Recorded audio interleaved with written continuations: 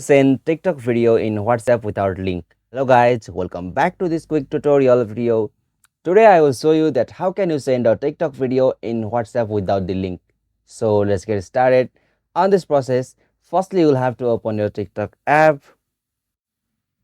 Alright, so after you open the TikTok app, you'll have to choose the video whom you want to send in WhatsApp. So I will choose this one. So like I will show you, while I am clicking on this share icon at the bottom, I will be able to share this video to WhatsApp. So from there, I will be able to share the video with the links. So right now we are doing to send the TikTok video in WhatsApp without the link. So for that, you'll have to go the option save video. So it will appear after you click on the share icon just at the bottom, and now from here you will got options like save video, so simply tap on it.